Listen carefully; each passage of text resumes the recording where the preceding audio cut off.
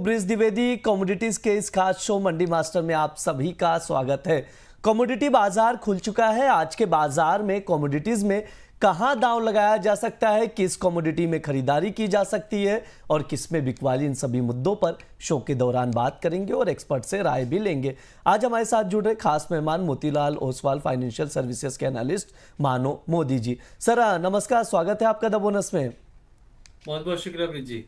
Expert से commodities पर राय लेना शुरू करें उससे पहले आप लोगों को बताते हैं मुख्य तौर पर किन कमोडिटीज पर बात होगी। सबसे पहले गोल्ड सिल्वर पर बातचीत की जाएगी। लगातार हम लोग देख रहे हैं गोल्ड सिल्वर में उतार चढ़ाव देखने को मिल रहा है। अमेरिका, इजराइल और ईरान युद्ध के बीच सोने चांदी में आज के सेशन में गिरावट के बाद रिकवरी देख रहे हैं। गोल्ड जो है कॉमेक्स पर 5150 के करीब ट्रेड कर रहा है। सिल्वर की बात की जाए तो 2.5% का अपसाइड देखने को मिल रहा है। $84 पर पहुंच चुकी है चांदी कॉमेक्स पर रिकवरी के साथ। ट्रेडर्स क्या करें, एक्सपर्ट से समझेंगे। बुलियन के बाद एनर्जी पर बातचीत होगी। स्टेट ऑफ हॉर्मुज को रोक दिया गया है, ईरान की ओर से ऐलान किया गया है, सिर्फ चाइना के लिए ये रास्ता ओपन छोड़ा गया है। ब्रेंट क्रूड देखिए $84 है। WTI क्रूड $80 के नीचे ट्रेड कर रहा है। एक्सपर्ट से समझेंगे क्या स्ट्रैटेजी होनी चाहिए। आखिरी में मेटल्स पर बातचीत की जाएगी। मेटल्स के प्राइसेस स्टेबल है, कहां पर खरीदारी का मौका है, इसे भी एक्सपर्ट से समझेंगे। बातचीत शुरू करें उससे पहले आप लोगों को बताते हैं अब तक क्या कुछ हुआ वॉर में, क्या अपडेट है। अमेरिका, इजराइल और ईरान वॉर में क्या हुआ। जंग अभी भी चल रही है, ये क्लियर कट है। ट्रंप ने कहा है 4-5 हफ्ते तक ये जंग और चल सकती है। ईरान सरकार ने कहा 900 से ज़्यादा जो वहाँ के नागरिक हैं वो मारे जा चुके हैं। ईरानी पोत को अमेरिकी पनडुब्बी ने डुबो दिया है। ये अब तक के अपडेट है। इसके अलावा आप लोगों को बता जो जेलेंस्की की ओर से बड़ा बयान दिया गया है कि यूएस ने ईरानी ड्रोन से रक्षा के लिए यूक्रेन से मदद मांगी है। हालांकि ट्रंप का बयान आया, किसी भी मदद लेने से ट्रंप ने इनकार कर दिया और ईरान के नए सुप्रीम लीडर चुनने में मदद कर सकते हैं यूएस, ये भी ट्रंप की ओर से कहा गया। इसके अलावा आप लोगों को बता दूं ईरान ने स्टेट ऑफ हॉर्मुज बंद कर दिया है, सिर्फ चाइना के लिए खोला है। तो क्रूड ऑयल पर इसका इंपैक्ट हम लोग देख रहे हैं, पूरे बुलियन मार्केट पे इसका इंपैक्ट देखने को मिल रहा है। स्टेट ऑफ हॉर्मुज कितना इंपॉर्टेंट है वो भी मैं एक बार दर्शकों को समझा देता हूं। दुनिया के लिए काफ़ी इंपॉर्टेंट मार्ग है स्टेट ऑफ हॉर्मुज। बात करें तो दुनिया के करीब 20% कच्चे तेल की सप्लाई यहीं से गुजरती है। रोज़ाना 1.7 to 2 CR बैरल तेल यहाँ से जाता है। सऊदी अरब, इराक, कुवैत, UAE का तेल इसी रास्ते से आता है। 20% LNG की सप्लाई भी इसी रास्ते से होती है। फाइनेंशियल ईयर 2025 का अगर आंकड़ा उठा के देखेंगे तो भारत ने करीब 50% कच्चे तेल का इंपोर्ट इसी रास्ते से किया और 54% LNG का इंपोर्ट इसी रास्ते से किया। ओवरऑल हालांकि देखा जाए तो 30 दिन की अमेरिका की ओर से राहत भी दी गई है कि जो भी समुद्र में फंसे जहाज हैं रशिया के, वहां से तेल भारत इंपोर्ट कर सकता है। तो भारत को 30 दिन की छूट दी गई है अमेरिका की ओर से। बातचीत शुरू करते हैं। हमारे साथ बिटपन मजुमदार भी जुड़ चुके हैं, कमोडिटी एक्सपर्ट हैं। सर आपका भी बहुत बहुत स्वागत है द बोनस में। Good morning sir. सर सबसे पहले आपसे राय लूंगा, ओवरऑल मार्केट को कैसे देखते हैं, कमोडिटी मार्केट को जिस तरह से तनावपूर्ण स्थिति बनी हुई है। सर मुझे पूछ रहे पहले। जी जी देखिए ये जो वार बना हुआ है ये आज नए नए लेटेस्ट अपडेट आया हुआ है कि यूएस ने इंडिया को 30 डेज का एक परमिशन दिया है कि जो रशियन ऑयल कार्गोस इंडिया में रीच करने के लिए। और सेकंड, रशिया ने और एक दूसरा बात बोला है कि जो गैस है यूरोप को ना भेजे, वो सजेस्ट किया है। और ये दोनों चीज अभी latest development for the markets.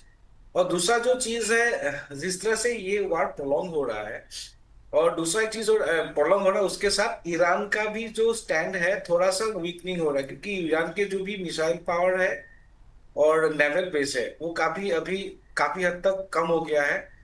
Initially जब पहला दिन था पहले दिन के आसपास सर मुझे जो फिगर लगा है कि 350 से 370 मिसाइल ईरान की तरफ से अटैक हुए थे।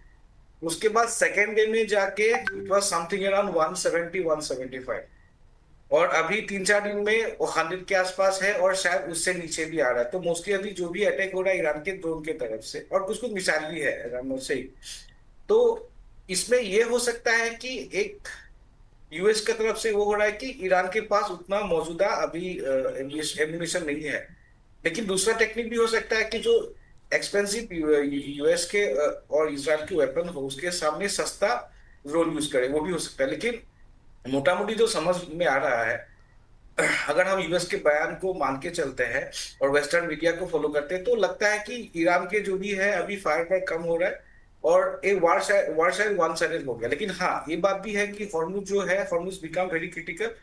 और चाइनीज की तरफ से जिस तरह से ईरान को मिलिट्री सपोर्ट है, मतलब उनके एम्यूनिशंस के लिए प्रीवियस था, तो उसके कारण क्या, चाइना में माल जाने के लिए उनको कोई प्रॉब्लम नहीं। लेकिन हम लोग इंडिया को खरीदने के लिए इंश्योरेंस मांग रहे हैं यूएस, कि यूएस उसको क्रॉस करने के लिए देंगे तो इंश्योरेंस एक देना पड़ेगा। उसका बातचीत चल रहा है, हर 2 दिन के अंदर अंदर बात चल रहा है, 1-2 दिन के अंदर रेगुलरली यूएस के साथ टॉक्स चल रहा है।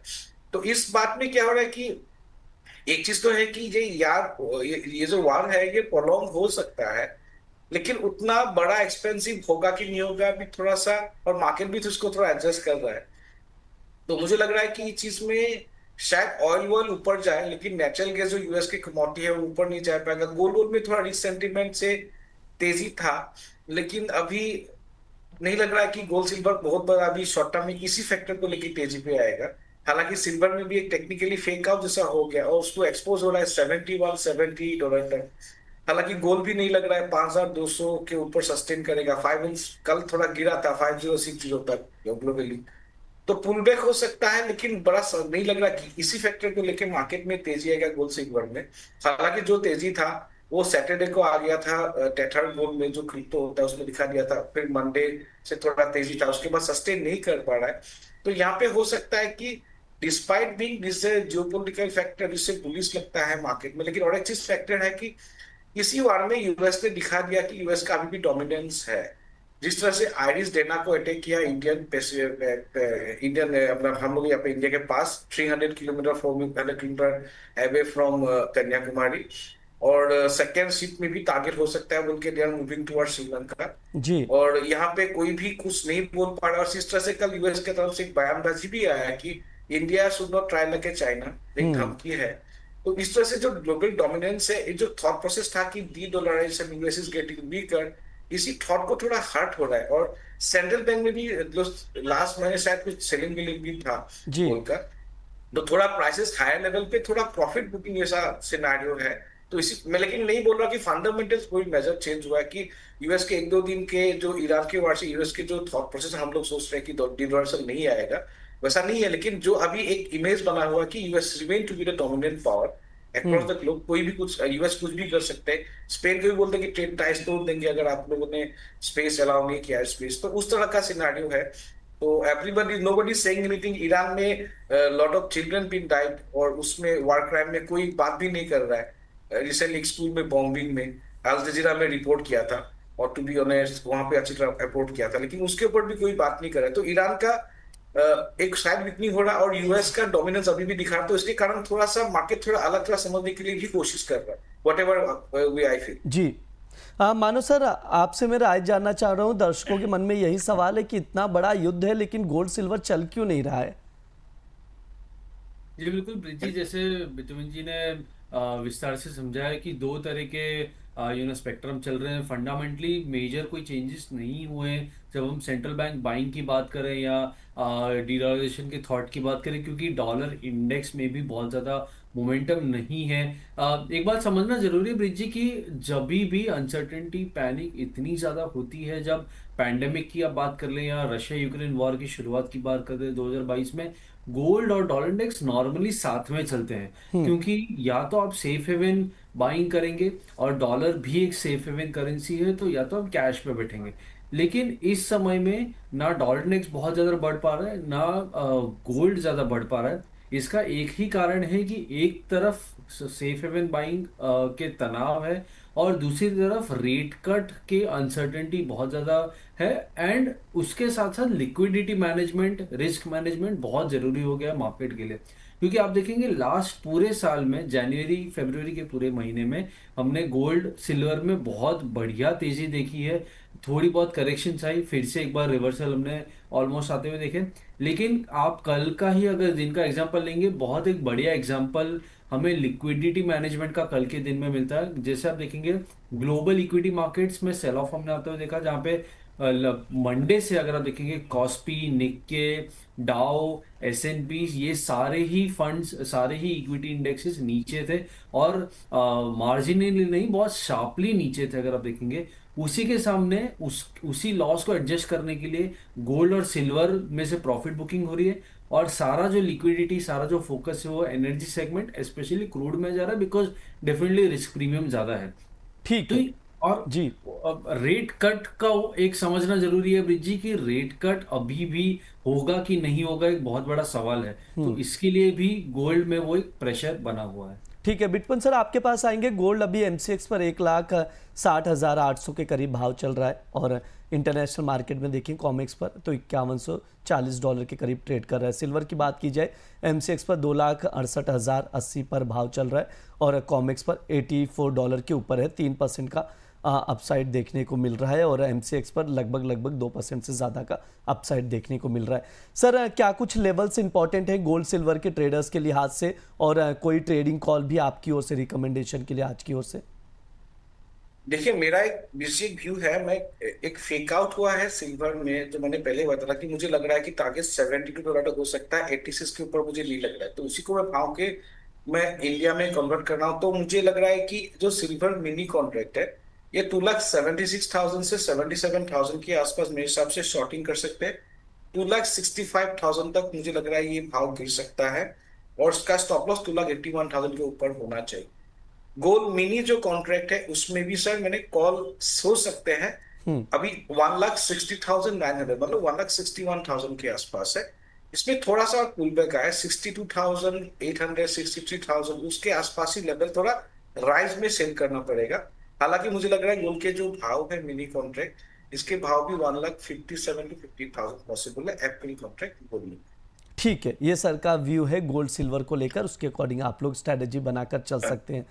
मानो सर, आपकी ओर से क्या कुछ राय है, क्या कुछ लेवल्स इंपॉर्टेंट हैं टेक्निकल चार्ट के लिहाज से, और कहाँ पर खरीदारी या बेचकर चल सकते हैं? साथ ही सर कॉमेक्स का भी लेवल बताइए। कई दर्शक बाहर से जुड़ते हैं तो वो कॉमेक्स में ट्रेड करते हैं, उसके लेवल्स जानना चाहते हैं। जी बिल्कुल। पहले अगर गोल्ड से शुरुआत करें ब्रिज जी, तो गोल्ड में मेरे ख्याल से गोल्ड मिनी की बात करें तो एक रेंज में ही चल रहा है गोल्ड, बहुत ज़्यादा ऊपर या नीचे नहीं है। 1,62,000 और 1,58,000 का रेंज है। तो मुझे ऐसा लग रहा है थोड़ी बहुत इंट्राडे में डिप्स अगर आती है 1,60,200, 1,60,500 के आसपास, तो वहाँ पे बिकवाली, वहाँ पे खरीदारी करके चल सकते हैं। 159,400 का स्टॉप रहेगा, 1,61,400 का टारगेट रहेगा। इसी को अगर कॉमेक्स में देखेंगे तो मेरे ख्याल से कॉमेक्स में नीचे में 5100, 5120 के आसपास अगर आता है तो वहाँ पे थोड़ी बहुत एक बाइंग सपोर्ट मिल सकती है। ऊपर में 5180 एक इमीडिएट रेजिस्टेंस जोन बनता है। ऊपर में अगर 5200 निकल जाता है तो मेरे ख्याल से और तेजी होगी, नहीं तो वहाँ से फिर से एक बार सेलिंग शायद आ सकती है। सिमिलरली अगर एमसीएक्स की बात करें सिल्वर में, सिल्वर मिनी 2,75,000 के आसपास अगर मिलता है तो वहाँ पे बिकवाली करने की सलाह होगी। 2,71,500 का टारगेट होगा, और 2,77,000 का स्टॉप लॉस रहेगा। जो कॉमेक्स में 84 के आसपास का लेवल है, वहाँ पे अगर ऊपर मिलता है तो वहाँ पे सेल करने की सलाह होगी।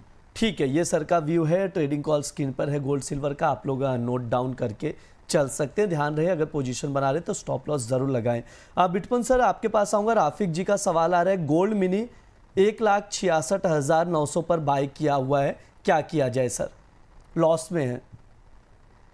थोड़ा सा जैसे कि मेरा जो व्यू है, मुझे लग रहा है ऊपर से गोल्ड गिर सकता है।